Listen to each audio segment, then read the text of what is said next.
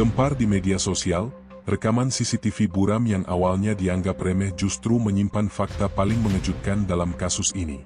Di balik bayangan gelap itu, muncul sosok misterius, dan jejaknya mengarah pada suami Iris Bella sendiri.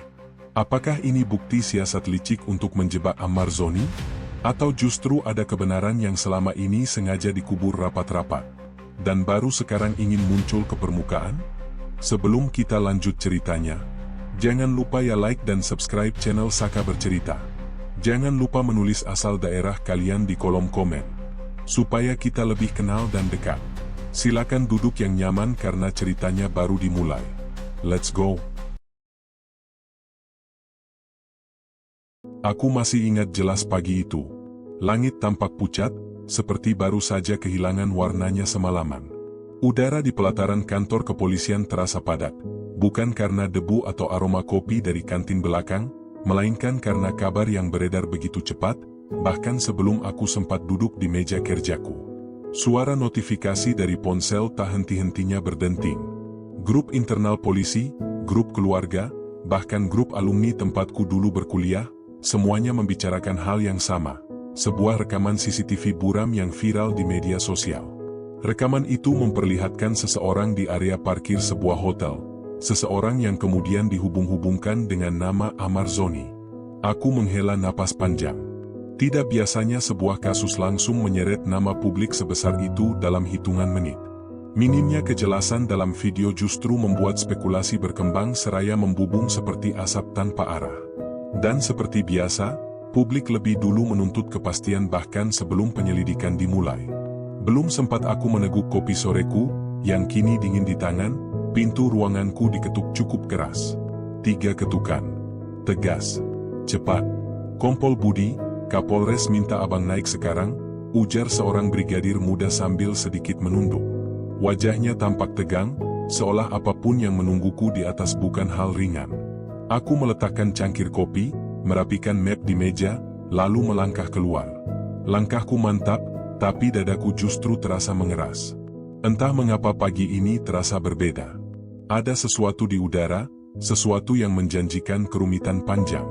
Koridor menuju ruang Kapolres tidak terlalu ramai, tapi suasananya berat. Beberapa anggota yang lewat menatapku cepat, pandangan mereka seolah berkata, "Ini sudah ramai, Kompol, semoga abang siap." Aku mengetuk pintu, dan dari dalam terdengar suara Kapolres yang dalam dan berat. "Masuk, Bud." Aku masuk dengan langkah tenang. Di dalam ruangan itu, Kapolres sudah berdiri sambil memegang tablet, wajahnya serius, garis-garis di dahinya terlihat jelas. Di sampingnya ada Wakapolres, dan seorang penyidik senior yang kukenal sangat pendiam. Ketiganya menatap layar seolah memandangi sebuah teka-teki yang belum bisa mereka pecahkan. "Bud, kau sudah lihat videonya?" tanya Kapolres tanpa basa-basi. "Sudah, Komandan," jawabku. "Tapi kualitas video itu terlalu buram untuk dikaitkan langsung dengan siapapun." Kapolres mengangguk pelan. "Itu masalahnya. Publik tidak peduli soal kualitas. Mereka lihat satu post, lalu percaya. Sekarang viralnya sudah kemana-mana." Ia menekan sebuah tombol di tablet dan memutarkan rekaman yang sama. Video itu singkat, seorang pria dengan pakaian gelap terlihat berjalan keluar dari area parkir hotel. Hanya itu. Tidak ada wajah. Tidak ada suara. Tidak ada petunjuk lain. Tetapi narasi yang dibangun publik menyebabkan semua mata langsung tertuju pada Ahmad. "Bud, kami butuh kau turun tangan. Ini bukan kasus biasa," ujar Kapolres dengan suara lebih pelan, seakan menekan setiap kata agar masuk dalam benakku. "Kasus ini menyentuh tokoh publik. Dan ketika publik ikut campur, kebenaran seringkali terkubur di bawah opini." Aku menarik napas. "Penugasan sudah jelas, Komandan. Saya terima." Kapolres menatapku lama. "Aku tahu kau teliti. Tapi hati-hati. Ada kemungkinan pihak lain ikut bermain di sini. Terlalu cepat videonya viral, terlalu tepat waktunya."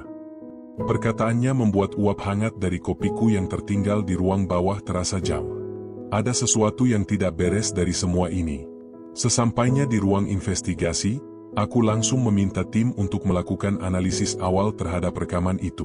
5 anggota penyidik duduk menatap layar besar yang memutar video tersebut berulang kali. Tidak ada metadata utuh, kata salah satu penyidik. Sepertinya sudah melalui proses pengeditan sebelum disebarkan.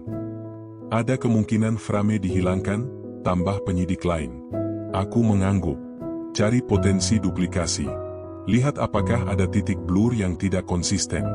Bandingkan dengan video CCTV asli dari hotel. Kita harus pastikan apakah video viral ini sama dengan video asli. Seorang penyidik perempuan mengangkat tangan. Pak, pihak hotel sudah konfirmasi sedang menyiapkan akses ke server mereka. Namun katanya ada bagian rekaman yang tidak bisa mereka buka. Tidak bisa dibuka, ulangku. Kenapa? Mereka bilang file rusak. Tapi hatiku mengatakan sesuatu yang berbeda. File itu bukan rusak, file itu sengaja dibuat rusak. Aku memutuskan pergi langsung ke hotel sore itu juga. Hotel itu tidak terlalu besar. Hanya setinggi beberapa lantai, dengan desain minimalis dan cat yang sudah mulai kusam. Lokasi parkir tempat rekaman diambil berada di sisi kiri bangunan, sebuah area lengang dengan pencahayaan yang buruk. Jarak antar tiang lampu terlalu renggang, sesuatu yang memudahkan manipulasi visual. Seorang manajer hotel menyambutku dengan wajah cemas. Kompol Budi, kami tidak pernah ingin ini terjadi. Tiba-tiba saja rekaman itu muncul di luar. Kami tidak mengirimkannya kemanapun. Aku tidak menuduh siapapun, jawabku. Tapi aku perlu melihat server rekaman kalian. Kami masuk ke ruangan kecil yang penuh kabel.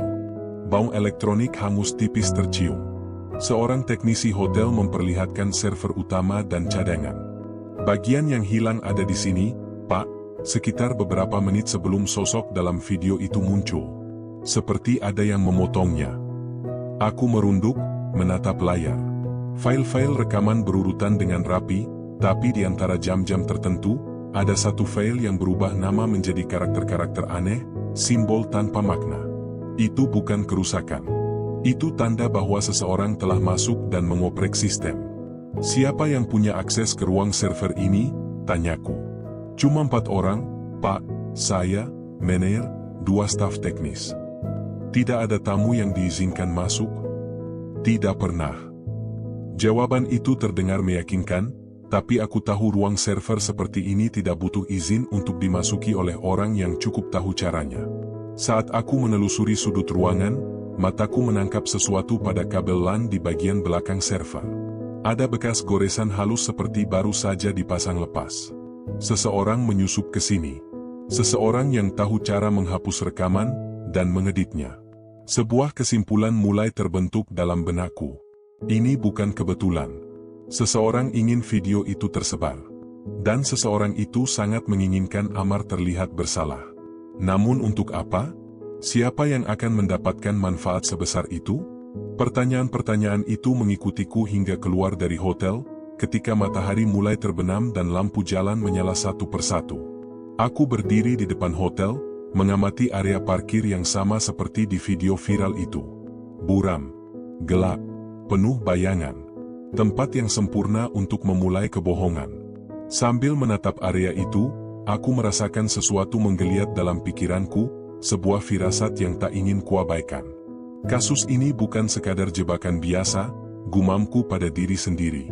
Ini direncanakan, teliti, terstruktur, dan pelakunya pasti mengenal Amar, lebih dekat daripada yang dipikirkan publik. Firasat itu menempel di tengkuku seperti udara dingin. Dan aku tahu, sejak saat itu, hidupku 2 pekan ke depan tidak akan pernah tenang. Rekaman buram itu telah mengubah segalanya. Pagi berikutnya datang dengan cara yang tidak menyenangkan. Langit tampak cerah, kontras dengan isi kepala yang penuh simpul tak terurai. Bahkan aroma kopi segar dari kantin belakang yang biasanya menenangkan pun tidak banyak membantu. Aku tiba lebih awal dari biasanya, berusaha merapikan catatan investigasi sebelum tim datang. Tetapi suara gaduh dari arah ruang media membuat langkahku terhenti. Beberapa anggota polisi sedang menatap layar monitor besar. Berita dari berbagai kanal televisi sudah mulai memainkan rekaman viral itu tanpa henti. Setiap cuplikan ditambah komentar-komentar dramatis yang membuat suasana semakin tidak terkendali. Seolah-olah publik sedang menanti satu hal saja, mengorbankan Amar di altar opini. Apa mereka tidak punya berita lain? Gumamku lirih.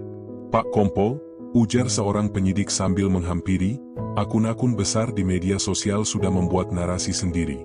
Mereka bilang rekaman itu jadi bukti kalau Amar terlibat dalam insiden di hotel itu. Aku menatap layar itu sebentar, lalu menggeleng pelan. Bukti macam apa itu kalau wajahnya saja tidak terlihat jelas? Orang terlalu mudah percaya pada apapun yang tampil di layar. Penyidik itu menarik napas panjang. Publik tidak peduli soal detail teknis, Pak. Yang penting cocok dengan cerita yang ingin mereka percaya.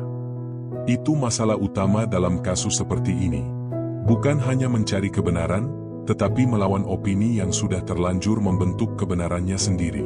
Setelah memanggil tim penyidik ke ruang rapat kecil di lantai 2, aku mulai memaparkan langkah investigasi yang harus dilakukan. Kita harus mendapatkan akses penuh ke rekaman asli dari hotel.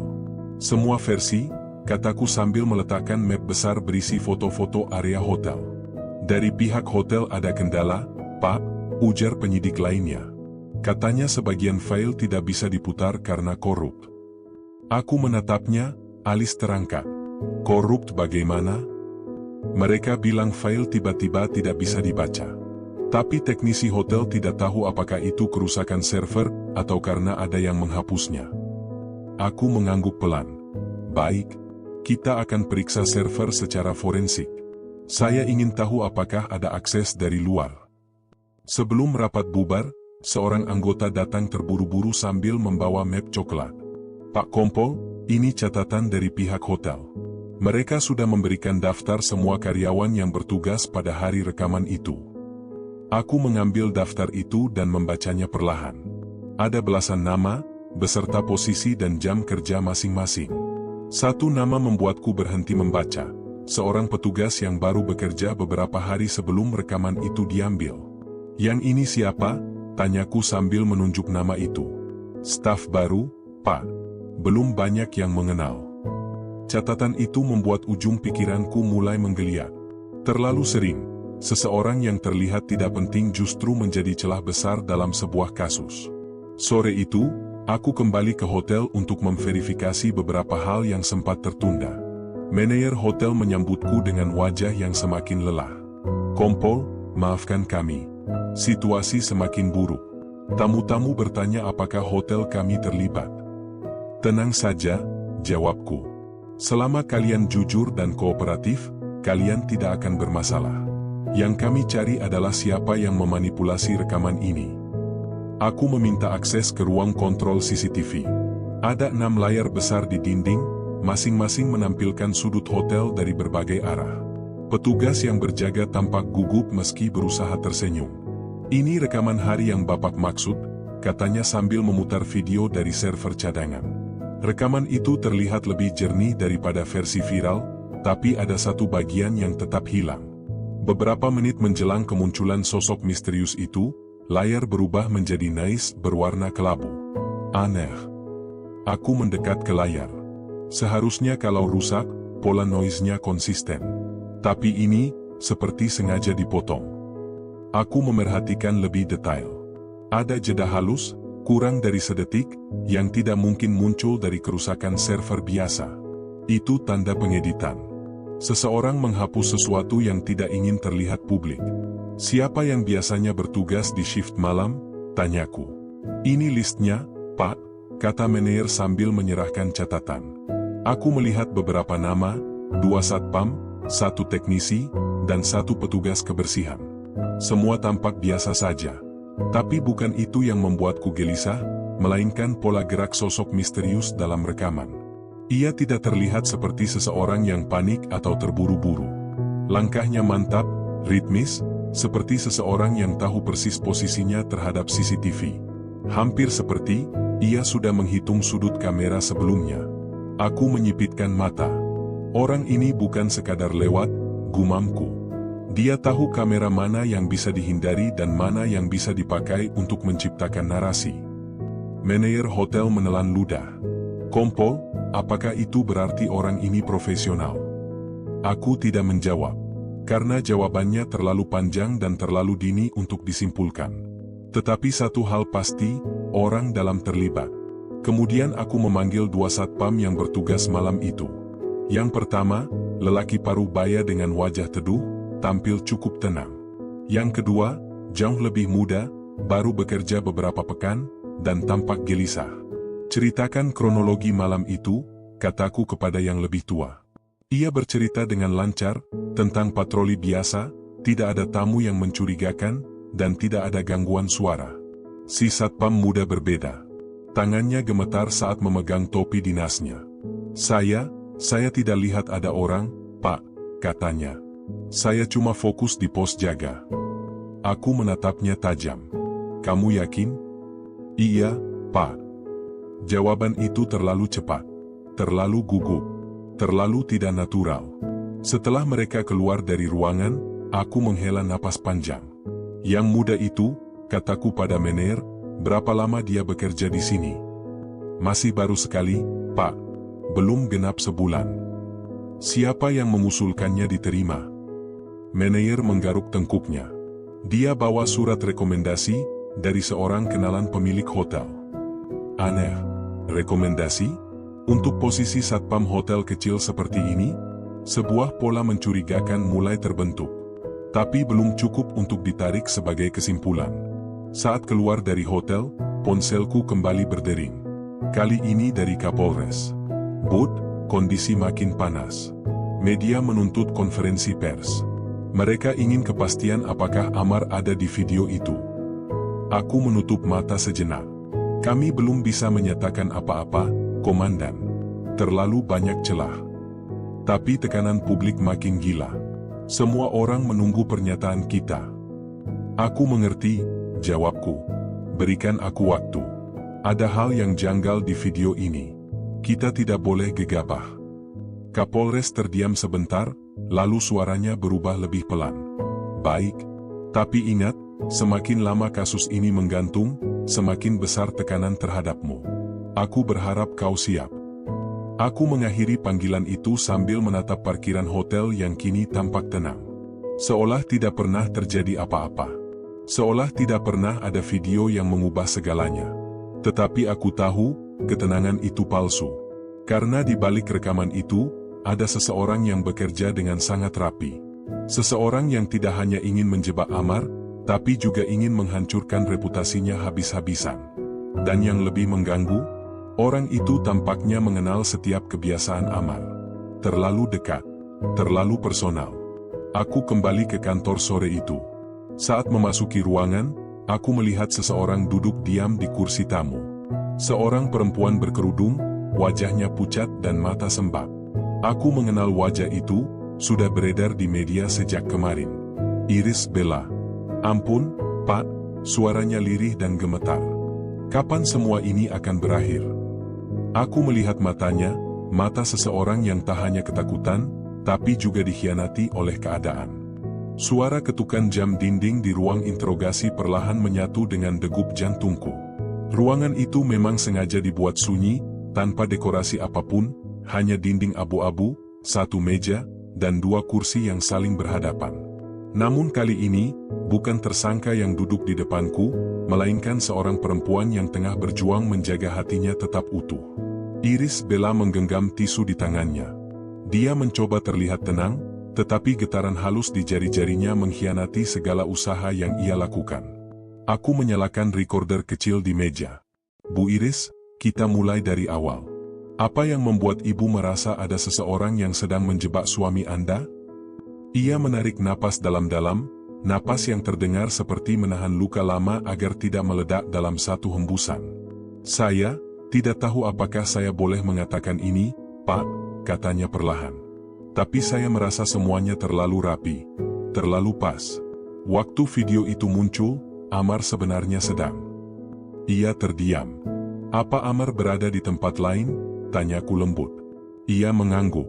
Ya, Amar sedang bersama seseorang. Seseorang yang saya percayai tidak akan membuka hal itu ke publik. Aku mengerutkan dahi. Maksud ibu, seseorang yang dekat dengan kalian?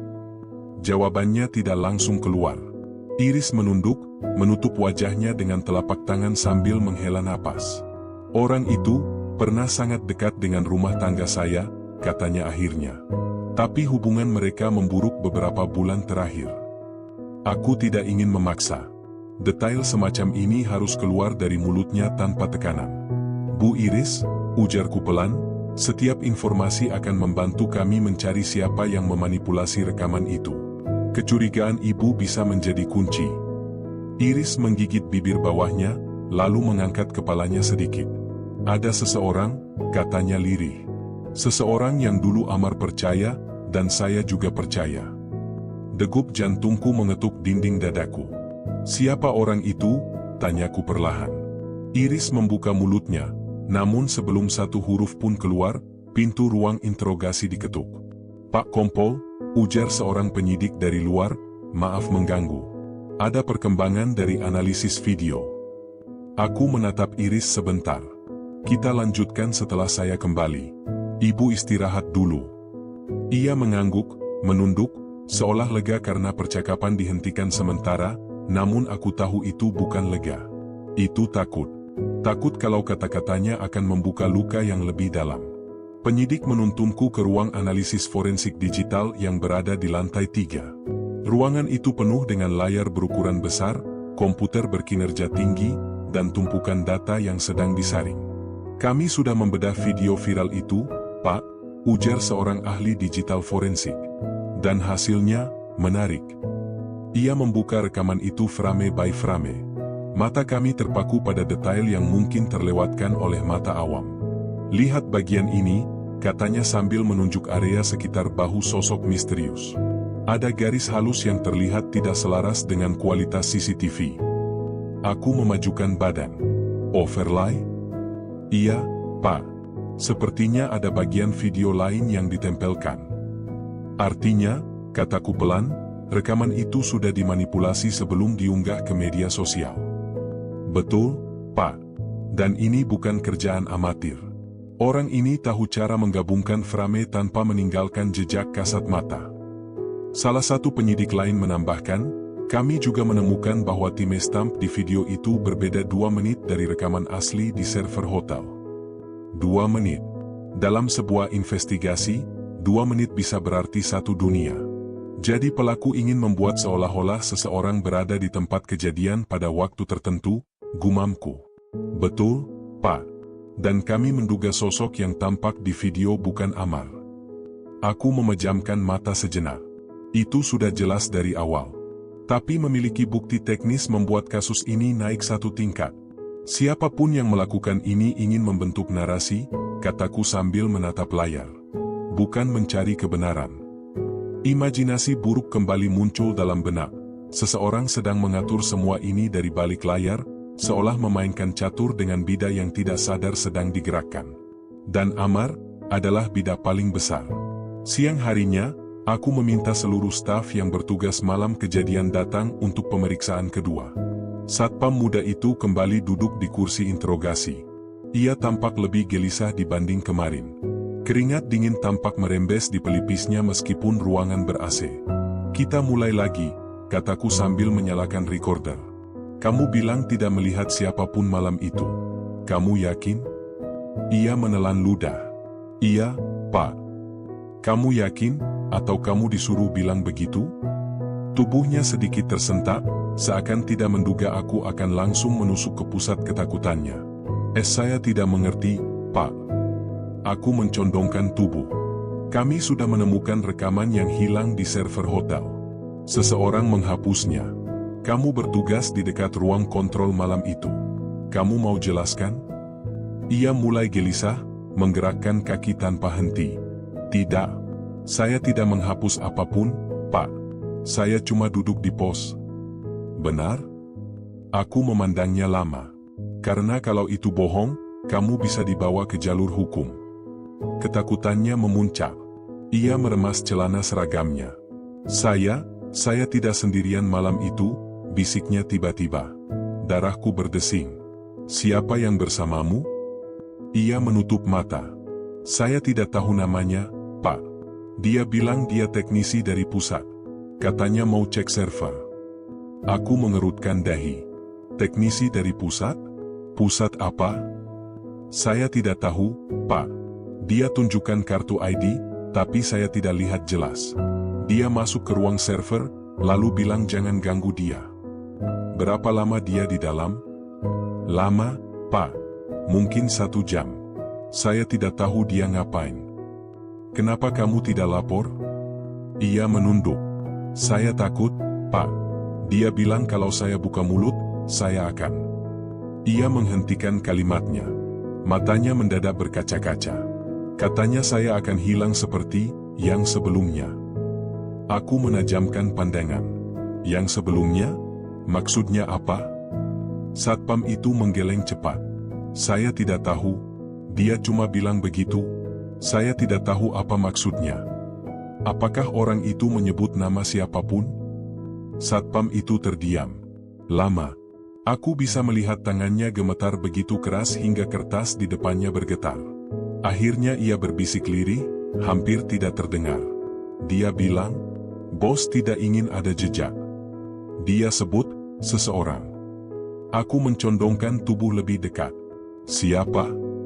Setetes air mata jatuh dari dagunya. Ia seperti orang yang sudah menyimpan ketakutan berhari-hari. Dia bilang, semua ini perintah dari orang dekat Amar. Seluruh ruangan seolah membeku. Orang dekat Amar. Seseorang yang punya alasan personal. Seseorang yang Iris hampir sebut tadi. Apa dia menyebut namanya? Tanyaku. Satpam itu mengangguk pelan. Lalu dengan suara hampir patah, ia menyebut satu nama. Nama itu membuat tengkuku merinding. Dan seketika, pola kebohongan yang sejak awal terasa kabur mulai tersusun rapi di kepala. Bukan kebetulan. Bukan rekayasa biasa. Ini dendam. Dendam yang terencana. Aku keluar dari ruang interogasi dengan napas berat. Informasi itu belum bisa kutuliskan, belum bisa kuucapkan pada siapapun tanpa memastikan lebih dalam. Karena jika benar nama itu terlibat, maka kasus ini bukan lagi soal video palsu. Ini soal pengkhianatan. Soal masa lalu yang kembali menagih balasannya. Dan seseorang berniat menjatuhkan Amar dari dalam lingkaran terdekatnya sendiri. Aku menatap lorong panjang kantor. Dan tanpa kusadari, langkahku berubah lebih cepat. Aku tahu satu hal. Babak baru dalam penyelidikan ini baru saja dimulai. Dan kebenaran, jauh lebih kelam daripada yang dipikirkan publik. Angin malam berputar pelan di halaman belakang kantor Polresta ketika aku berdiri menatap langit yang sama sekali tak memberi jawaban. Ada rasa mengganjal yang sejak pagi menekan dadaku, perasaan yang biasanya muncul ketika potongan teka-teki mulai terlihat, namun bentuk akhirnya masih kabur. Kasus Amar Zoni bukan lagi sekadar laporan selebritas terjerat masalah. Ini sudah menjelma badai besar yang siap melahap siapapun yang berdiri terlalu dekat. Tapi sesuatu di balik semua ini memberi isyarat bahwa badai itu buatan manusia, bukan alam. Aku menarik napas panjang sebelum melangkah kembali masuk ke ruang penyidikan. Di dalam, sebuah map coklat menunggu di meja. Map berisi hasil analisis awal dari rekaman CCTV viral itu. Rekaman yang menjadi bahan pergunjingan di media sosial, mendorong netizen untuk menjadi hakim dan eksekutor sekaligus. Dan kini, rekaman itu menjadi kunci pertama yang harus kubuka, perlahan namun pasti. Rekaman yang tidak seharusnya ada. Aku membuka map itu, menatap rangkaian gambar yang telah disempurnakan oleh tim digital forensik. Beberapa frame diambil dari video buram itu. Sosok pria berjaket gelap, topi menutupi hampir seluruh wajah, melangkah cepat di koridor sebuah tempat parkir. Sosok itu tampak biasa. Terlalu biasa. Dan itu membuatku tidak tenang. Laporan tim menyebutkan rekaman tersebut diunggah oleh akun anonim yang baru dibuat beberapa jam sebelum video itu viral. Yang lebih aneh lagi, video itu tidak berasal dari kamera CCTV resmi tempat kejadian perkara. Artinya jelas, seseorang ingin dunia melihat rekaman ini. Dengan cara tertentu. Dengan waktu yang sangat tepat. Aku menyentuh salah satu frame yang diperbesar. Ada bayangan samar di pilar samping, seolah ada seseorang lagi, namun tertutup fokus kamera. Ini tak masuk akal, gumamku pelan. Terlalu banyak kebetulan. Dan dalam pengalaman panjangku, kebetulan seperti ini tidak pernah benar-benar kebetulan. Keterangan dari Iris Bella. Siang hari tadi aku memeriksa Iris Bella. Wanita itu tampak rapuh, namun matanya menyimpan kegigihan yang jarang kulihat pada orang yang dihantam isu sedahsyat ini. Aku tahu bagaimana orang melihat kami, katanya sambil menahan getaran suaranya. Tapi Amar tidak seperti apa yang mereka kira. Ada sesuatu yang lebih besar dari ini semua. Aku menatapnya tanpa berkedip. Bu Iris, Anda yakin suami Anda tidak mengetahui apapun terkait pihak yang ingin menjatuhkannya? Ia menggeleng cepat. Tidak. Tapi saya tahu, seseorang di dekatnya pernah menyimpan sakit hati yang sangat dalam. Saya tidak tahu apakah itu ada hubungannya atau tidak. Tapi Amar pernah bilang, ada yang ingin dia bayar, sesuatu dari masa lalu. Kalimat itu menancap di kepalaku sejak siang. Dan hingga kini belum pergi. Sebuah nama yang mulai mengganggu. Malam itu aku akhirnya membuka kembali berkas lama yang disebut Amar beberapa waktu lalu. Berkas berisi konflik pribadinya dengan seseorang yang dulu sangat dekat dengannya. Aku membuka halaman pertama. Di sana tertulis sebuah nama. Nama yang tidak pernah muncul di media. Nama yang tidak pernah disebut Iris Bella. Nama yang tidak pernah disinggung siapapun di publik. Namun nama itu pernah terlibat kasus perselisihan besar dengan Amar. Aku merasakan udara di ruangan seketika berubah dingin. Seseorang telah merencanakan ini jauh sebelum rekaman CCTV itu muncul. Dan nama dalam berkas itu bukan nama orang asing, bukan pula orang jahat. Ini seseorang yang pernah begitu dekat dengan Amar, bahkan lebih dekat dari yang bisa dibayangkan orang lain. Pesan misterius di ponselku. Ketika aku hendak menutup map, ponselku tiba-tiba berbunyi. Satu pesan masuk, tanpa nama, tanpa nomor. Hanya deretan huruf. Hentikan penyelidikan itu. Kau tidak mengerti siapa yang sedang kau kejar. Aku membeku beberapa detik. Peringatan seperti ini biasanya berasal dari dua kelompok. Mereka yang takut kebenaran terbongkar, atau mereka yang ingin aku melihat ke arah berbeda. Aku tidak menanggapi pesan itu. Tidak sekarang. Namun rasanya semakin jelas. Apapun yang terjadi selanjutnya, aku sudah berada di jalur yang benar, atau jalur yang akan menyeretku ke lubang gelap yang selama ini tersembunyi. Aku menatap lagi nama di berkas itu. Nama yang kini menjadi bayangan besar di balik kasus Amar Zoni. Nama yang entah bagaimana, terhubung dengan sosok misterius dalam rekaman CCTV viral itu. Dan malam itu, aku membuat satu keputusan. Esok pagi aku akan menemui orang yang namanya tertulis di berkas tersebut. Walau nuraniku mengisyaratkan bahwa langkah ini akan membuka pintu menuju konflik terbesar dalam penyelidikanku. Pagi itu langit berwarna abu-abu pucat, seolah tahu bahwa hari ini aku akan membuka pintu menuju masa lalu yang nyaris tidak ingin disentuh siapapun. Udara terasa lebih dingin dari biasanya. Bahkan secangkir kopi panas di meja pun tak cukup menghangatkan telapak tanganku. Ini hari yang kutandai sejak semalam. Hari ketika aku akan menemui orang yang namanya tercantum di berkas lama Amar Zoni, orang yang disebut pernah menyimpan luka paling dalam terhadap Amar. Seseorang yang, entah bagaimana, mungkin saja adalah sosok samar dalam rekaman CCTV viral itu. Menuju rumah yang penuh jejak lama. Aku berkendara menuju sebuah kawasan permukiman tua di pinggir kota. Rumah-rumahnya rapat, sebagian cat dindingnya mengelupas, tapi suasananya tenang, terlalu tenang. Alamat yang tertulis di berkas membawaku ke sebuah rumah dengan pagar besi berwarna hitam kusam. Saat aku berhenti di depan pagar itu, sebuah perasaan tak enak merayap dari dasar tengkuku. Ada sesuatu di rumah itu yang membuat dadaku mengeras. Entah apa, entah siapa. Aku menekan bel. Tak ada jawaban. Kubunyikan lagi. Masih tidak ada suara. Namun jendela lantai 2 seperti bergerak sedikit, seolah seseorang memperhatikan. Kompol Budi Siregar. Saya perlu bicara, kataku cukup keras. Hening. Lalu pintu depan akhirnya terbuka perlahan. Seorang pria keluar. Tubuhnya kurus, wajahnya tirus, dan ada guratan kelelahan di matanya. Ia memandangi seragamku dengan tatapan waspada, seolah tahu kedatanganku akan mengungkap hal-hal yang selama ini ia sembunyikan. Nama pria itu adalah Harja. Sahabat lama Amar.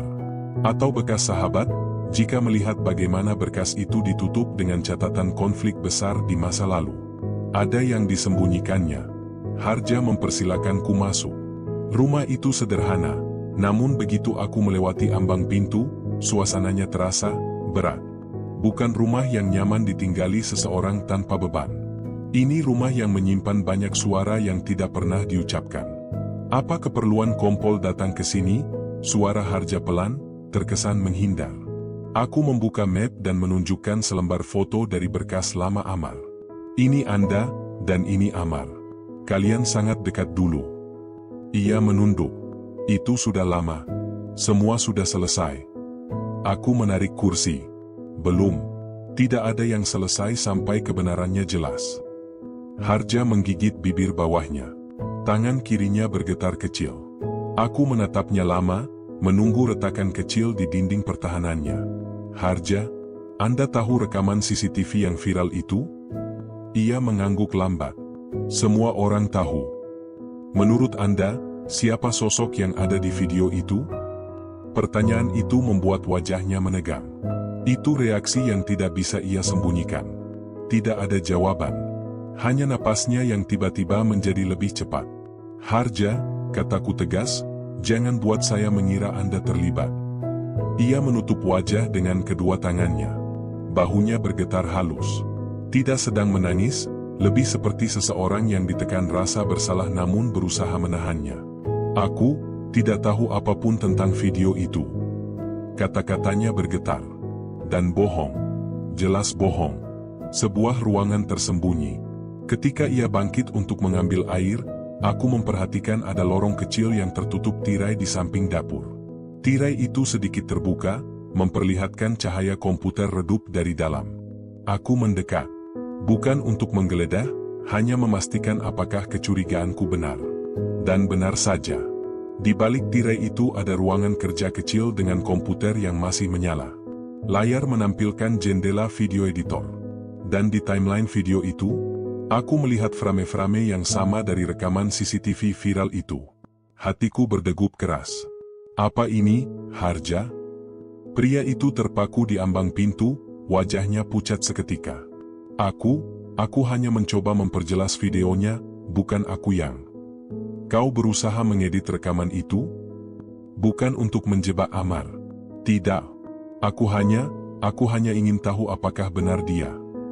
Jadi kau begitu peduli pada rekaman itu hingga kau mengeditnya sendiri? Ucapku, menekan suaraku. Harja memejam. Dia mengambil sesuatu dariku, suaranya hampir tak terdengar. Sesuatu yang aku belum bisa maafkan. Itu pengakuan paling jujur yang keluar dari mulutnya sejak aku datang. Tapi jelas itu bukan seluruhnya. Sekilas kebenaran yang mulai terlihat. Aku mendekati layar komputer dan memperhatikan timeline video.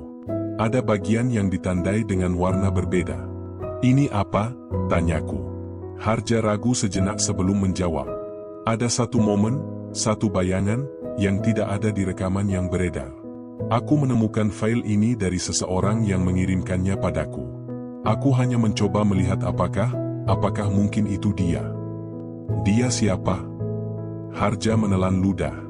Aku tidak bisa bilang. Belum. Aku menatapnya tajam. Kalau kau terus menyembunyikan sesuatu, saya anggap kau bagian dari ini. Ia menatapku dengan mata yang berair namun penuh ketakutan.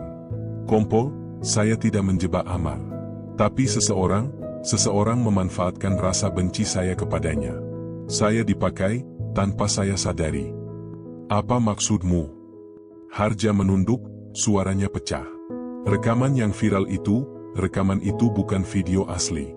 Ada bagian hilang. Ada bagian yang disisipkan. Dan orang yang mengirim file itu pada saya, adalah orang yang sangat dekat dengan Amar. Jantungku seperti berhenti sesaat. Ini bukan sekadar konflik lama. Ini skenario. Skenario besar yang disusun rapi dan perlahan menyeret semua orang. Apa kau tahu siapa yang melakukannya? Harja mengangguk pelan. Tapi jika saya bilang sekarang, bukan Amar saja yang akan hancur, Kompol. Saya, Anda, semua orang yang tersentuh kasus ini, bisa ikut terseret. Aku menghela napas panjang. Untuk pertama kalinya sejak kasus ini dimulai, aku benar-benar merasakan sesuatu. Bahwa aku sedang dikepung oleh kebenaran yang lebih besar dari perkiraanku. Dan untuk pertama kalinya, Harja tampak lebih seperti korban daripada tersangka. Aku tidak langsung meninggalkan rumah Harja setelah pengakuannya tadi. Terlalu banyak yang tiba-tiba pecah dalam kepalaku, seperti kaca-kaca bening yang dilempar ke lantai keras. Satu hal jelas, ada orang dekat Amar yang bermain dari balik layar. Dan seseorang itu tahu apa yang ia lakukan. Tahu siapa yang harus ia kirimkan rekaman. Tahu siapa yang akan terpancing. Tahu siapa yang akan dilihat publik sebagai kambing hitam. Ketika aku kembali ke kantor, hari sudah masuk sore. Ruang penyidikan penuh suara berdesing, telepon berdering, wartawan menunggu di luar, dan tekanan dari pimpinan terus masuk seperti gelombang tinggi yang tak memberi jeda. Tapi pikiranku masih tertahan pada kalimat Harja. Rekaman yang viral itu bukan video asli. Kalimat itu seperti palu godam yang memecahkan seluruh kerangka penyidikan kami selama ini. Aku duduk, membuka berkas, dan menatap rekaman yang telah dibuat viral oleh akun anonim itu. Video itu tampak meyakinkan di mata publik, tetapi di mata penyidik, ada aroma busuk yang tak bisa ditutupi siapapun. Rekaman asli yang disembunyikan. Aku memanggil tim digital forensik dan meminta mereka memeriksa file yang ditemukan di komputer Harja. "Pak, ini aneh," ujar teknisi bernama Wahyu sambil mengarahkan layar ke hadapanku. Ada 2 lapisan berbeda dalam file itu. Yang viral, hanya mengambil lapisan pertama. Lapisan kedua, yang tampaknya asli, hampir sengaja dikubur. Apa yang hilang dari rekaman? Wahyu memperbesar sebuah bagian video. Ada siluet seseorang berdiri beberapa meter di belakang sosok yang selama ini dituduh mirip Amar Zoni. Siluet itu tidak muncul sama sekali dalam video yang viral. Ia sengaja dihapus, kata Wahyu lirih. Ini bukan edit amatiran. Ini kerjaan orang yang paham betul cara menghapus objek tanpa merusak bayangan lainnya. Aku menyandarkan tubuh ke kursi. Otakku berputar cepat. Jika sosok kedua dihapus, berarti dialah yang paling berbahaya. Seseorang yang tidak ingin terlihat, tidak ingin diketahui, tidak ingin terhubung dengan kejadian itu. Dan jika benar dia orang dekat Amar, makin jelas bahwa motifnya bukan sekadar uang atau kepentingan publik. Ini dendam. Dendam yang disembunyikan rapi bertahun-tahun. Konfrontasi dengan Amar Zoni. Menjelang petang, aku akhirnya memutuskan memeriksa Amar lagi. Pria itu tampak lebih lelah dari pemeriksaan sebelumnya. Rambutnya tak tertata, sorot matanya kosong, tetapi ada ketegangan tersendiri ketika aku duduk di depannya. "Amar," kataku perlahan, "aku butuh jawaban jujur kali ini." Ia mengangguk lemah. "Ada seseorang yang ingin kau hindari. Seseorang dari masa lalu. Seseorang yang kau tahu punya alasan membencimu." Amar menunduk. Hening panjang. Sangat panjang. Hingga aku menyadari, ia sebenarnya sedang berusaha menahan sesuatu, bukan kebohongan, melainkan ketakutan. "Apa hubungannya dia dengan video itu?" tanyaku tegas. Amar memejam, rahangnya mengeras. "Aku sudah lama berharap tidak lagi dikaitkan dengan dia." "Siapa?" desakku. Amar akhirnya membuka mata. Pandangannya gelap, dalam, penuh beban. "Kompol, kalau saya sebutkan namanya, orang itu tidak akan diam. Dia akan datang untuk saya, untuk keluarga saya, bahkan untuk Anda." "Amar, nyawa banyak orang sekarang bergantung pada kebenaran ini." Ia mengusap wajahnya, suaranya bergetar. "Namanya, bukan musuh. Bukan juga orang asing. Dia pernah seperti saudara sendiri. Tapi dia berubah." Aku mencondongkan tubuh. "Berubah bagaimana?" Amar menggigit bibir. Dia merasa dikhianati. Oleh saya. Jantungku berdetak lebih keras. Ini sejalan tepat dengan pernyataan Harja. "Siapa dia, Amar?" Ia menatapku lama, sebelum akhirnya mengucapkan sebuah nama. Nama yang membuat tubuhku merinding dari leher hingga punggung. Nama yang sama sekali tidak ada dalam radar media. Nama yang tidak pernah dinyatakan oleh Iris Bella. Nama yang tidak disebut Harja, tapi jelas mengguncang sebelum ia sempat mengatakannya. Nama yang punya akses, keahlian, dan motif untuk mengedit rekaman CCTV itu. Nama itu meluncur dari bibir Amar dengan suara serak dan penuh luka. "Dia, Bukan musuh saya, Kompol. Dia adalah orang yang saya percaya. Orang yang saya selamatkan dulu. Dan sekarang, dia yang ingin saya hancur. Aku tersentak. Nama itu tepat mengenai jantung kasus. Nama itu menandai titik awal puncak konflik. Apa dia yang muncul di rekaman? Tanyaku. Amar menggeleng lemah. Bukan saya yang ada di rekaman itu, tapi dia. Dan ada satu sosok lain di belakangnya. Sosok yang jauh lebih berbahaya. Aku diserang gelombang panas dingin yang naik perlahan dari tulang belakang. Jika yang dikatakan Amar benar, orang yang muncul dalam video itu bukan Amar. Dan orang yang menghapus kehadiran sosok kedua, punya kemampuan dan alasan pribadi untuk menghancurkan hidupnya. Aku berdiri. Tidak bisa duduk lagi. Darahku terasa berdesir cepat. Karena dengan jawaban ini, aku baru sadar. Kasus ini jauh lebih gelap daripada dugaan siapapun. Dan orang yang hendak kuburu, bukan hanya memanipulasi rekaman. Ia memanipulasi manusia. Memanipulasi sejarah. Memanipulasi dendam. Dan kini, setelah Amar mengucapkan namanya, aku tahu, dia sedang mengawasiku. Mengawasi penyidikan ini. Mengawasi setiap langkahku. Bab ini belum berakhir. Bahkan baru saja mulai membara. Aku melangkah keluar dari ruang interogasi Amar dengan detak jantung yang belum mau melambat. Nama yang tadi diucapkannya, nama itu terus menggema di kepalaku, memukul dinding-dinding pikiranku tanpa henti. Bukan nama musuh. Bukan nama orang asing, bukan nama publik, tetapi seseorang yang pernah menjadi bagian dari hidup Amar. Lebih dari sekadar sahabat, lebih dari sekadar rekan. Seseorang yang dulu hidupnya pernah Amar selamatkan, dan kini kembali sebagai bayangan kelam yang hendak menenggelamkannya. Aku menutup map berisi transkrip pemeriksaan. Sesuatu di dalam diriku mengatakan bahwa kasus ini telah berpindah jalur. Dari kasus hukum, menjadi kasus pribadi, kasus dendam, kasus pengkhianatan yang dipoles rapi. Dan apa yang paling mengerikan adalah, aku melihat intensitas kebencian yang tidak mungkin dimiliki orang asing. Ini kebencian seseorang yang merasa pernah menjadi bagian penting dalam hidup Amar, lalu digeser, disisihkan, diabaikan, atau, dalam versinya, dikhianati. Pengamanan internal mulai ikut campur.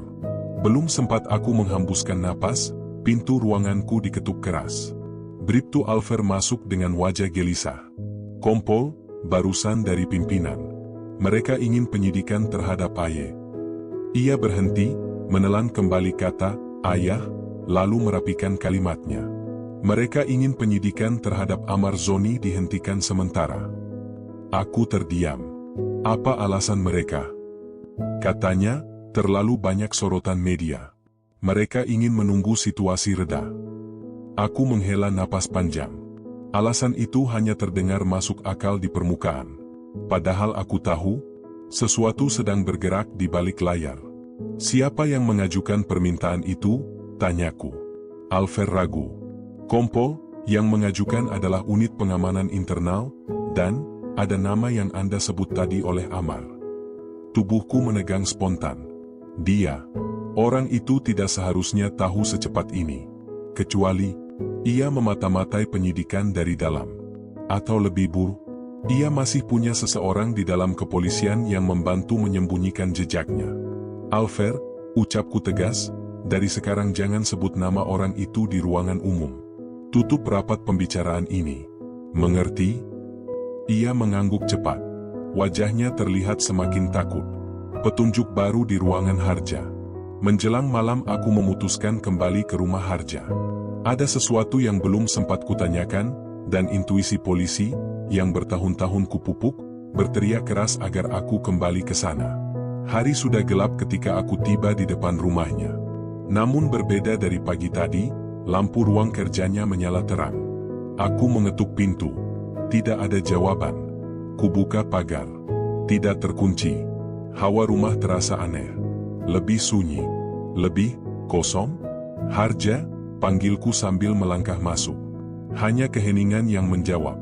Aku meneliti tiap sudut hingga sampai di tirai kecil menuju ruang kerjanya. Dan ketika kubuka, dadaku langsung terhentak. Ruang kerja itu berantakan. Komputer terbuka, kabel berserakan, dan monitor menunjukkan pesan error seperti ada yang memaksa sistemnya mati. Namun bukan itu yang membuat bulu kuduku berdiri. Di bawah meja, tergeletak sebuah tas kecil berwarna gelap. Tas itu terbuka sebagian. Isinya kertas-kertas berhamburan. Aku jongkok dan mulai mengumpulkannya. Dan di antara lembaran itu, ada satu foto yang membuat jantungku serasa berhenti. Foto seseorang. Seseorang yang dikenal banyak orang. Seseorang yang sangat dekat dengan Amar. Seseorang yang baru beberapa waktu lalu masih tampil tersenyum di publik seolah hidupnya baik-baik saja. Aku menahan napas saat menyadari. Harja bukan hanya memegang file rekaman editing. Ia memegang sesuatu yang jauh lebih berbahaya. Semacam bukti hubungan masa lalu yang telah retak. Bukti yang menunjukkan betapa dekatnya mereka dulu. Bukti bahwa sosok itu punya akses penuh ke kehidupan Amar. Bukti bahwa ia punya semua alasan untuk merasa disakiti. Namun ada satu masalah besar. Di mana Harja? Aku berdiri dan melihat sekeliling. Tidak ada tanda perkelahian. Tidak ada darah. Tidak ada pecahan kaca. Hanya satu. Harja menghilang. Entah dia melarikan diri, atau dibawa paksa. Jika dibawa, maka pelaku tidak ingin ia membuka mulut. Tidak ingin ia mengungkap nama itu. Nama yang ia tahan agar tidak ia sebut saat kami bicara. Nama yang Amar sebut dengan suara penuh luka. Nama yang terus menghantuiku. Sebuah pesan yang mengubah semuanya. Ketika aku hendak keluar rumah, ponselku berbunyi. Nomor tidak dikenal. Pesan singkat hanya berisi 2 kata. Berhenti sekarang. Aku menatap layar lama. Keringat dingin mulai turun di pelipisku. Tak lama masuk pesan lain. Pesan yang membuat tubuhku terasa berat seperti disiram beton. Sebuah foto. Di dalamnya ada seseorang yang sedang berdiri di luar pagar rumahku. Orang itu memakai helm dan jaket hitam. Mirip dengan siluet dalam rekaman CCTV. Dan caption di bawah foto itu hanya satu. Jangan buka rahasia yang bukan milikmu. Dadaku mendadak sesak. Kini jelas, orang itu bukan hanya memburu Amar. Ia juga memperhatikanku. Mengawasi penyelidikan ini secara langsung. Mengincar siapapun yang mendekat pada kebenaran. Dan yang lebih menakutkan, foto itu diambil beberapa detik lalu. Artinya dia berada di dekat rumahku. Sangat dekat. Aku menggenggam ponsel erat-erat. Puncak konflik ini sudah dimulai. Dan aku berada tepat di tengah-tengahnya. Satu langkah lagi, aku mungkin akan menemukan pelakunya. Atau mungkin, justru berbagi nasib dengan Harja. Aku selalu percaya bahwa setiap kebenaran, sekecil apapun, pasti meninggalkan jejak. Namun malam itu, ketika angin dingin menusuk kulit dan ruang interogasi hanya diterangi lampu putih yang terlalu terang, aku mulai merasakan sesuatu yang selama ini kuabaikan, rasa gentar. Gentar karena kebenaran yang kutemukan bukan hanya mengancam satu nama, tetapi dapat meruntuhkan seluruh kehidupan seseorang yang sebenarnya ingin kulindungi. Aku menatap layar monitor di depanku. Rekaman CCTV hasil penyempurnaan digital itu akhirnya jelas. Sosok misterius yang beberapa hari terakhir membuat ramai jagat maya, kini tampak begitu gamblang. Gerak tubuhnya. Caranya berjalan. Cara ia mendekati titik buta kamera lalu mematikan lensa pengawas. Semua sangat familiar, terlalu familiar. Dan aku tahu, sebelum wajah itu sepenuhnya terlihat, bahwa aku sedang menatap seseorang yang sudah lama berada di lingkaran Amar Zoni. Bukan musuh. Bukan penjahat acak. Melainkan seseorang yang selama ini dianggap keluarga. Aku mengembuskan napas panjang. Kenapa harus kau? Gumamku lirih, bukan untuk siapa-siapa, tapi untuk perasaanku sendiri yang seolah diiris-iris. Hari itu aku dipanggil ke ruang di reskrimum. Ruangan besar, meja rapih, dan atmosfer serius yang menggantung seperti kabut tebal. Begitu masuk, aku melihat ekspresi tak biasa di wajah atasan, campuran keraguan dan kekhawatiran. Budi, katanya singkat, apa kau siap mendengar sesuatu yang mungkin mengubah arah seluruh penyelidikan?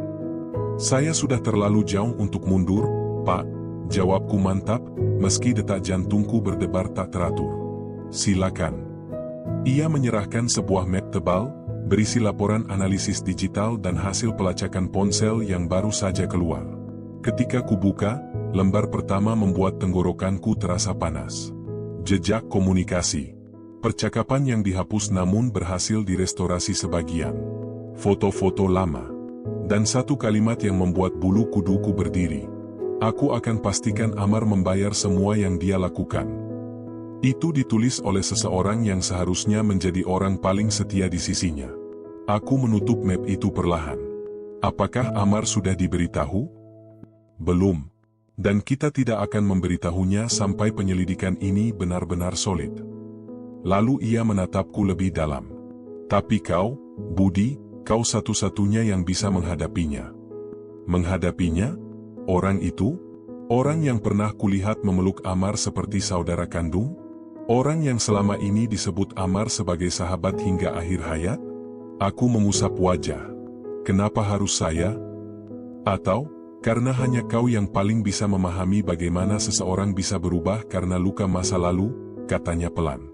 Kalimat itu menusuk tepat ke tempat yang paling sensitif di hatiku. Ya, luka masa lalu memang mampu mengubah siapapun menjadi sosok yang tak lagi dikenali. Sore itu, aku memutuskan memanggil orang yang wajahnya sudah terlihat jelas dalam rekaman CCTV. Tanpa surat penangkapan. Tanpa pengawalan. Hanya sebuah undangan pemeriksaan biasa. Dia datang. Dengan senyum kecil yang pernah kulihat dalam banyak kesempatan. Senyum yang dulu tampak tulus, sekarang kurasakan penuh rekayasa. Ada apa, Kompol? Tanyanya sambil duduk, menaikkan satu alis seolah tak terjadi apa-apa. Aku tidak langsung bicara. Kutarik laptop mendekat, lalu kuputar rekaman CCTV itu. Detik demi detik berlalu, memperlihatkan sosok yang sedang berjalan melewati hotel, masuk melalui pintu samping, dan menghilang ke area yang tak terjangkau kamera. Ia menatap. Awalnya biasa saja. Namun ketika kamera menyorot wajahnya, walau ia memakai hoodie, dagunya sedikit mengeras. Gerakan kecil, tapi cukup bagiku untuk mengetahui bahwa ia sedang menahan sesuatu. Kau mau jelaskan sesuatu? Tanyaku. Ia diam. Senyumnya memudar. Kedua tangannya saling menggenggam di atas meja, seakan mencari sandaran. Aku menghembuskan napas. Aku berharap ini bukan kau.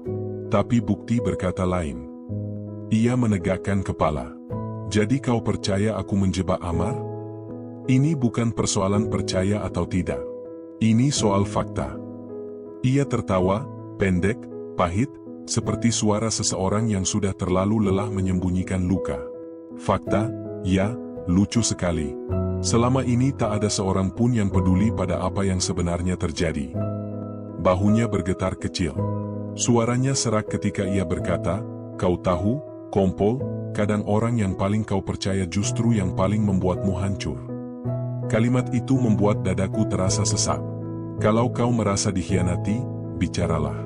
Jangan melibatkan jebakan, fitnah, atau pencurian rekaman. Ia menatapku lurus, mata yang dipenuhi sesuatu yang jauh lebih gelap dari sekadar kebencian.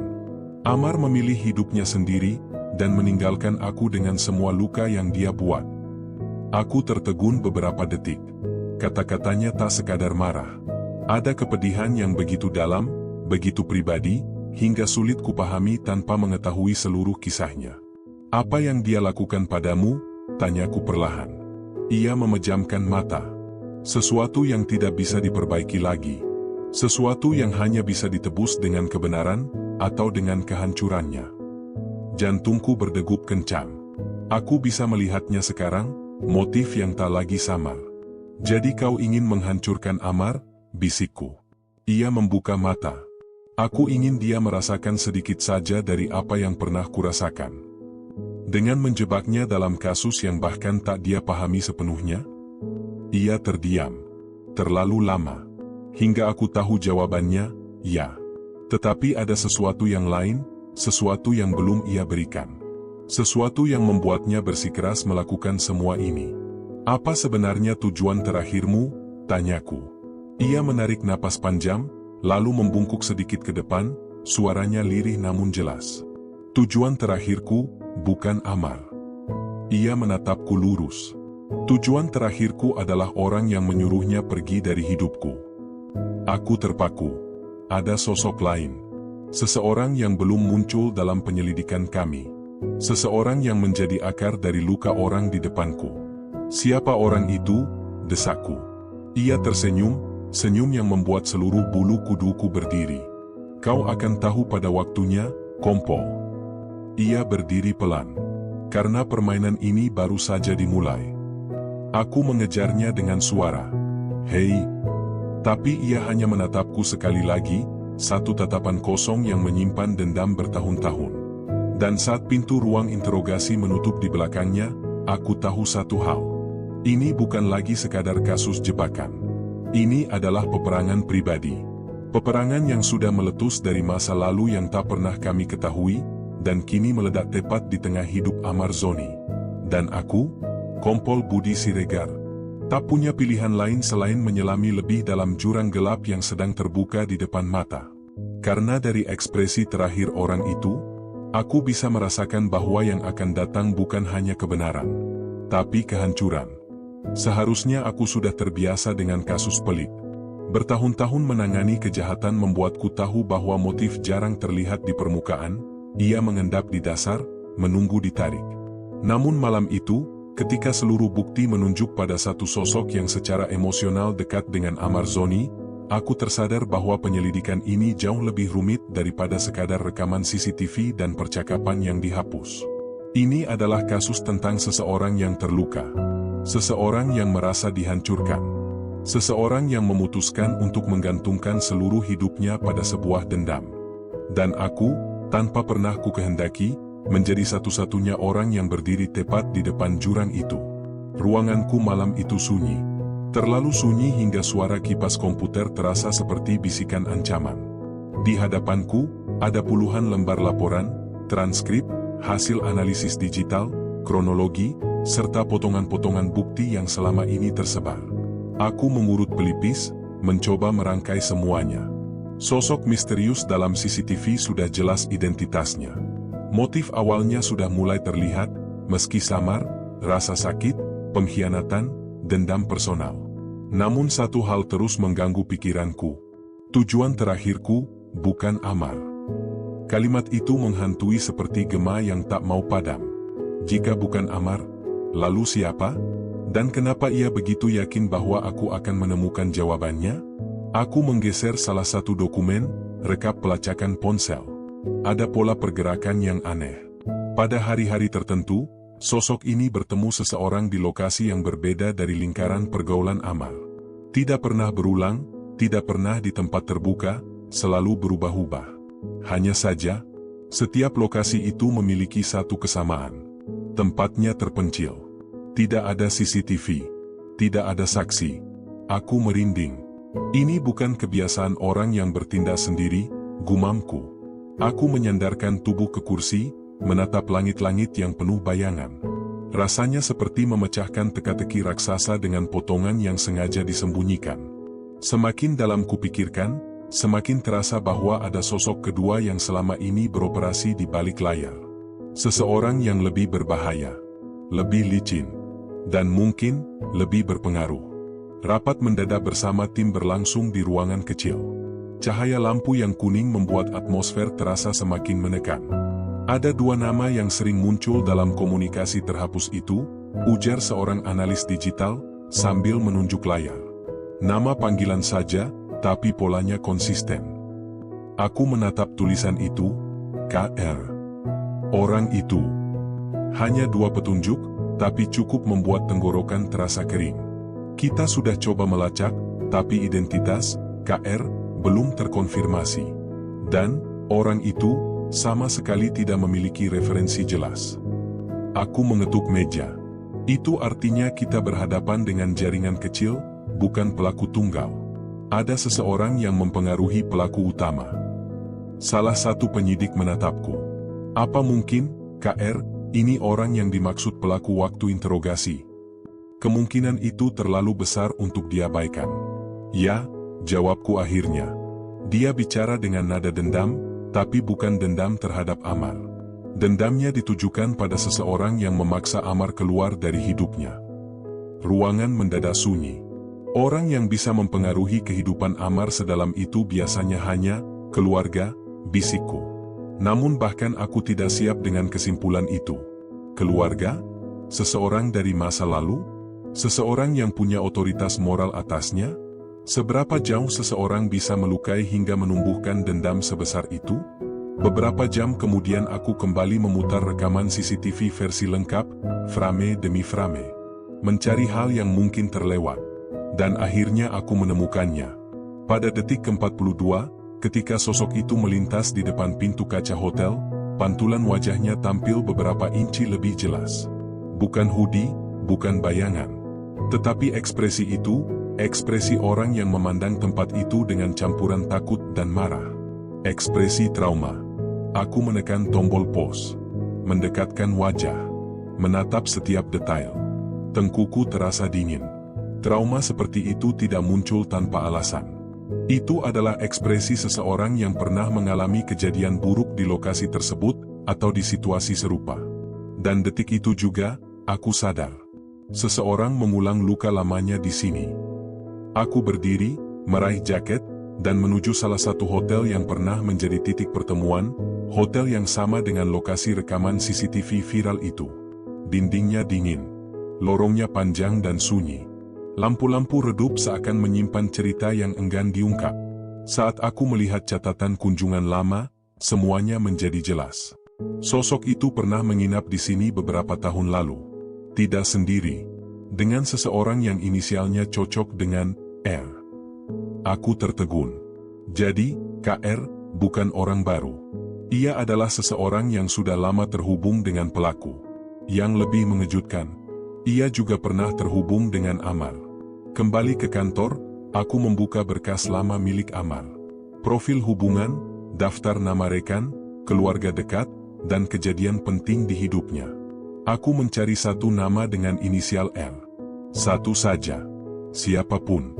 Dan ketika menemukannya, dadaku langsung terasa berat. Sebuah foto kecil. Seseorang berdiri di samping Amar dalam sebuah acara pribadi. Ekspresinya tenang, berwibawa, dan dominan. Nama di bawah foto itu, Radian. Aku mengembuskan napas keras. Radian bukan sekadar teman atau rekan. Ia adalah figur yang pernah sangat dekat dengan kehidupan pribadi Amar. Dekat dalam cara yang rumit. Dalam cara yang tak terjangkau publik. Dan jika namanya muncul dalam komunikasi terhapus sosok pelaku, maka satu hal menjadi jelas. Radian adalah kunci. Sosok di balik layar. Bayangan yang menggerakkan semuanya. Aku duduk kembali, namun lututku terasa lemas. Kalau Radian benar-benar ikut campur, bisikku, maka ini bukan lagi tentang rekaman CCTV. Ini lebih besar. Dan di saat pikiranku sedang bergolak, seseorang mengetuk pintu ruanganku. Seorang anggota Resmob masuk dengan wajah tegang. "Kompol, ada seseorang yang ingin bertemu Anda." Katanya ini tentang Amar dan rekaman CCTV. Siapa? Petugas itu menelan ludah. Katanya, namanya Radian. Suasana ruangan seketika berubah mencekam. Darahku seperti berhenti mengalir. Jadi akhirnya, bayangan itu datang juga. Dengan kakinya sendiri. Aku berdiri pelan. Biarkan dia masuk. Tapi tepat sebelum pintu terbuka, aku punya firasat yang begitu kuat, begitu mengganggu, hingga hampir membuatku goyah. Firasat bahwa apapun yang akan dikatakan Radian, akan mengubah seluruh arah kasus ini. Dan mungkin, akan menyeret kami semua ke dalam kegelapan yang selama ini ia sembunyikan rapat-rapat. Pintu ruanganku terbuka perlahan, dan seseorang melangkah masuk dengan langkah yang terlalu tenang untuk orang yang tahu dirinya berada di pusat badai penyelidikan nasional. Radian berdiri di ambang pintu, tinggi, rapi, dan tatapan matanya tajam tapi tidak liar. Seolah ia tidak datang untuk membela diri, melainkan datang untuk mengontrol situasi. "Kompol Budi," sapanya tenang. "Sudah waktunya kita bicara." Aku tidak menjawab. Hanya mempersilakan ia duduk di kursi depan meja. Dalam diam, aku memperhatikan cara ia duduk. Punggung tegak, tangan menyatu di atas paha, tidak ada kegelisahan. Seolah ia bukan seseorang yang namanya muncul dalam percakapan terhapus dan berada di balik pergerakan sosok pelaku. Sosok yang berusaha menjebak Amar Zoni. Aku mengambil nafas panjang. Kau tahu kenapa kau ada di sini? Karena seseorang mencoba menudingkan jari ke arahku, jawabnya. Seseorang yang sangat ingin menyeret nama saya agar terlihat lebih bersih. Kalimat itu bukan bantahan. Itu permainan psikologis. Aku tidak di sini untuk menilai, kataku akhirnya. Aku hanya ingin kebenaran. Radian mencondongkan badan sedikit. Baiklah. Kalau begitu, aku akan berikan kebenaran yang kau cari.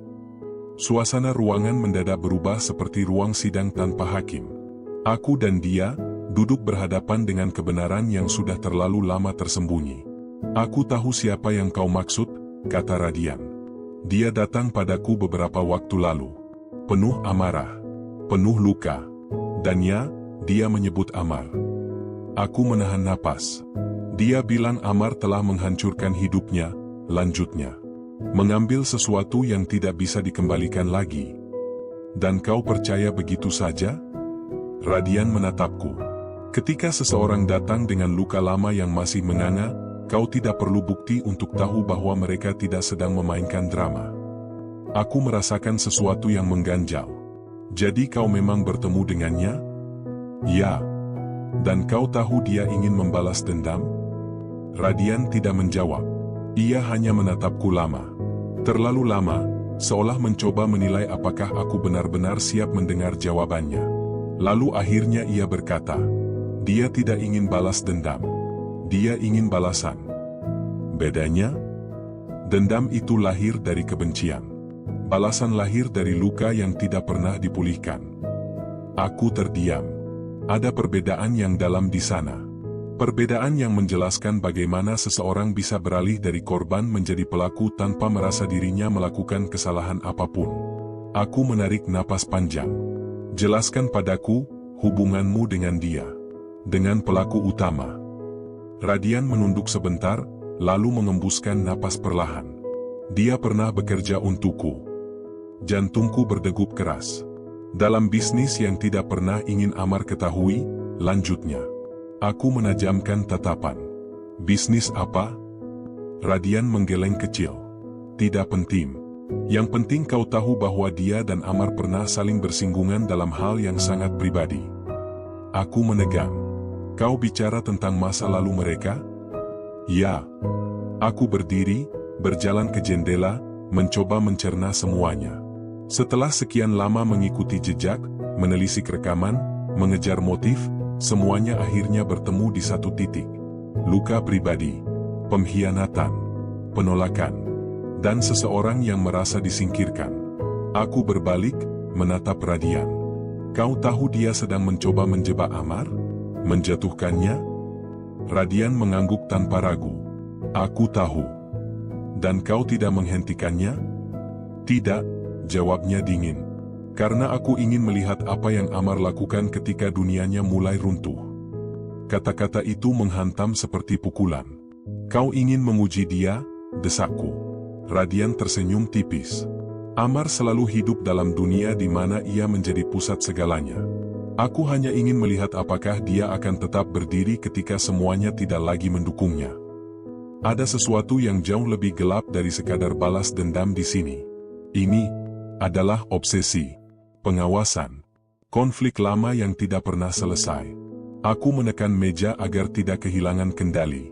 Kau menyadari ini bukan permainan? Ini kasus hukum. Ini menghancurkan reputasi seseorang. Hidup orang lain ikut rusak. Untuk pertama kalinya, wajah Radian bereaksi. Dan berapa banyak hidup yang rusak karena Amar? Suaranya gemetar, bukan emosi, tapi luka. Dia meninggalkan orang itu, lanjutnya. Bukan dengan cara yang baik. Bukan dengan cara yang manusiawi. Dan kau ingin aku pura-pura tidak melihat bagaimana dia menderita bertahun-tahun? Aku menggeleng pelan. Luka pribadi bukan alasan untuk membuat jebakan kriminal. Luka yang tidak disembuhkan bisa menjadi alasan apa saja, kompol, balasnya lirih. Aku terdiam. Dia tidak sepenuhnya salah. Tapi ia juga tidak benar. Pada akhirnya, aku harus menghentikan semua ini. Aku berdiri, mengulur map berisi bukti yang kami kumpulkan selama berminggu-minggu. Kutumpukan satu persatu di atas meja. Radian, kataku pelan namun tegas, kau tidak hanya mengetahui rencana menjatuhkan Amar. Kau membiarkan itu terjadi. Kau bahkan memfasilitasi beberapa pergerakan kecilnya. Itu membuatmu bagian dari rangkaian. Ia mengangkat wajah. Jika kau ingin menangkapku, silakan. Tidak semudah itu. Aku mendekatinya. Aku ingin pengakuan. Aku ingin kebenaran yang tidak setengah. Bukan karena aku butuh nama. Aku membutuhkan akhir yang adil. Radian tertawa pendek. Akhir yang adil? Tidak ada keadilan dalam kisah yang mulai dari pengkhianatan, Kompol. Ia berdiri pelan. Tapi jika kau ingin mengetahui seluruhnya, kau harus bicara dengannya. Bukan dengan aku. Kau bicara tentang pelaku? Ya. Ia memandangi aku lama. Karena kau hanya melihat potongannya. Dia menyimpan seluruh ceritanya. Dan sebelum aku sempat merespons, pintu ruanganku diketuk lagi. Seorang anggota Resmob masuk dengan napas terengah. Kompol, pelaku utama, dia datang. Dia menyerahkan diri. Aku dan Radian saling menatap. Suasana berubah. Udara menegang. Segala sesuatu seolah berhenti bergerak selama beberapa detik. Di mana dia? Tanyaku cepat. Di ruang bawah. Dia bilang, dia ingin bicara dengan Anda. Hanya Anda. Aku mengambil napas dalam-dalam. Baik. Jaga Radian di sini. Jangan biarkan dia pergi. Radian tidak melawan. Ia hanya duduk kembali, seolah telah menunggu momen ini. Aku melangkah cepat menuju ruang bawah. Setiap langkah terasa seperti memasuki bab terakhir dari teka-teki yang terlalu lama terkubur. Ketika pintu ruang bawah kubuka, aku melihatnya. Sosok yang menggerakkan seluruh badai ini. Seseorang yang dulu kukenal sebagai sosok pendiam. Ramah. Setia. Seseorang yang kini wajahnya penuh kelelahan, mata memerah, tubuh sedikit gemetar. Ia menatapku, lalu berkata dengan suara pecah. Kompol, saya tidak ingin lari lagi. Ia menggigit bibir. Ada hal yang harus saya katakan tentang Amar. Tentang Radian. Dan tentang saya. Air matanya jatuh. Karena selama ini, semua orang hanya tahu separuh cerita. Aku mendekat perlahan. Baik, bisikku. Ceritakan semuanya. Dan untuk pertama kalinya, kebenaran akhirnya mulai terbuka. Tanpa bayangan. Tanpa manipulasi. Tanpa ketakutan. Hanya penjelasan terakhir. Yang selama ini dunia tunggu.